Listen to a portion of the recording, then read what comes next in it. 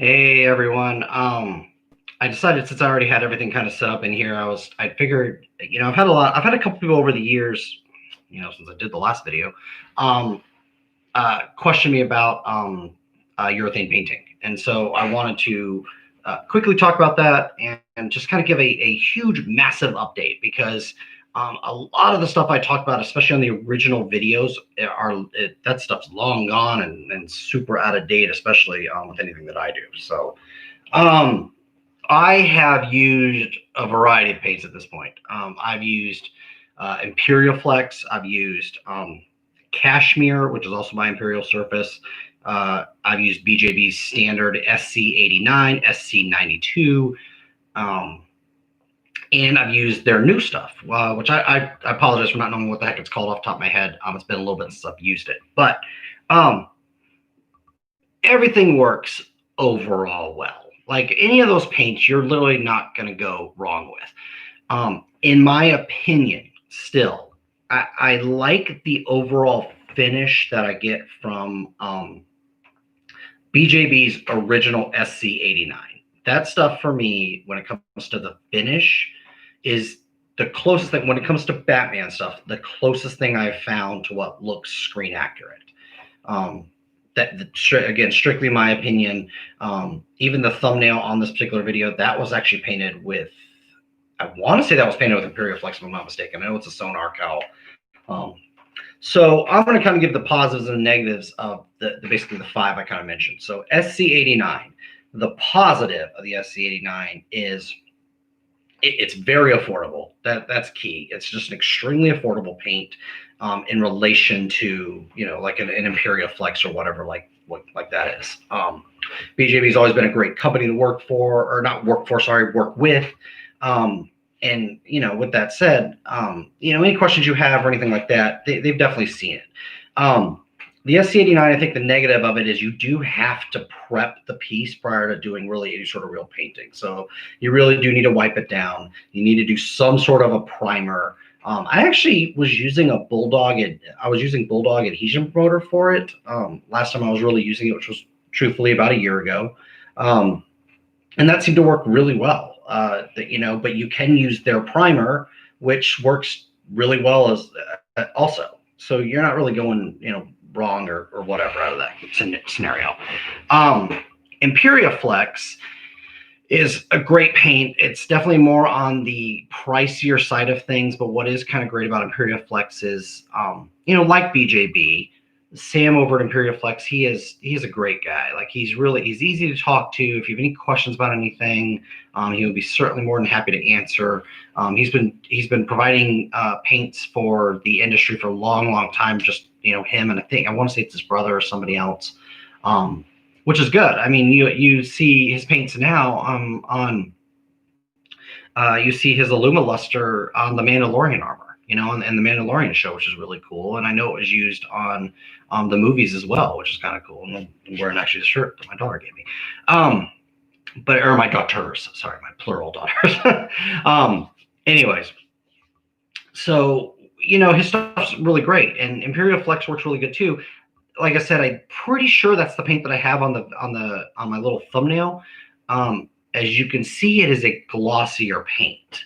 So if you're okay with that glossy look, if that's what you're going for, great. It's going to work fantastic. I actually painted up I did the bird, the bird on the Robin Redbird suit. I actually did it in blue with the Imperial Flex, and it turned out fantastic. It just popped, which was really cool. Negatives, it can be a little harder to clean up at times, especially like out of your gun and whatnot. But all paints to go pain in the ass from what I've seen. But this right here, which I have this Batgirl mask kind of sitting here. This is Imperial Flex's Cashmere blend. So this is a slightly different paint. It's I haven't seen any durability issues with it, which now that we'll talk about that in a second too, because I actually just realized I missed something about the BJB paint I was trying to explain. So it gives obviously a completely different finish from the one that's in my thumbnail. This is a much kind of softer finish. It actually almost does kind of have like kind of a soft feel to it, as opposed to Imperial Flex almost feeling, I don't know, I want to say like rubber-like maybe. if that makes any sense. I don't know what the right words I'm trying to go for there, but I understand what I'm trying to say internally. But anyways, also works really, really well. I oh, I actually just realized I had a belt downstairs I could have shown, but nothing wrong. I mean, it all depends on which finish you're going for. This obviously gives more of like kind of that matte finish. Imperial Flex is going to give more of that gloss finish. And what's great about this is that you can prep your piece if you want to. You can primer it if you want to. Not like with primer with like, spray can primer, but like, specialized primer for rubber. You can, you don't need to. You can literally practically spray the stuff like right out of the mix, right onto the piece, and it's pretty much going to bond right to it. So that's kind of cool.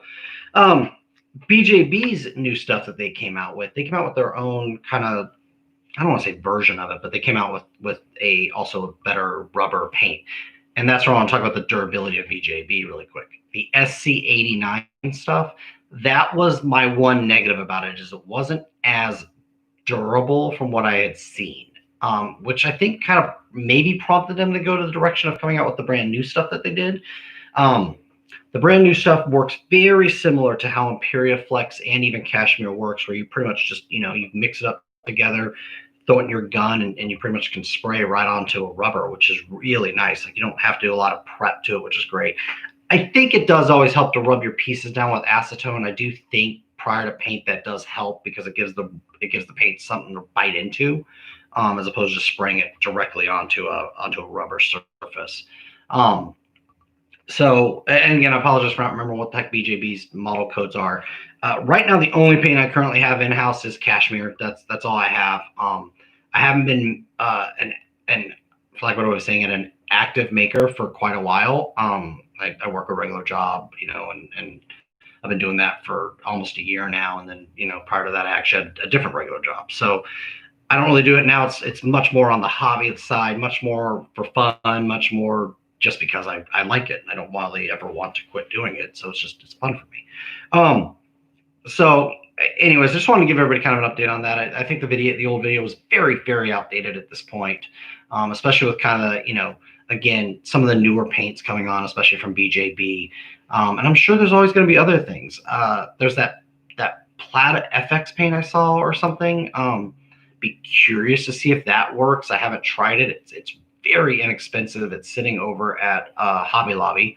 And so I may end up trying that at some point just to see how that works. But I don't have like a ton of, I don't know if it will or not. I don't even want to make speculation. I genuinely don't know if it'll stick to urethane or not. From what I have seen, it is an extremely flexible paint, but it may be more in tune for like spraying down foam or something of that nature. But anyway, so yeah, I just kind of wanted to share this with you guys. Just to let you know that, hey, yes, it works. You can paint urethane rubber.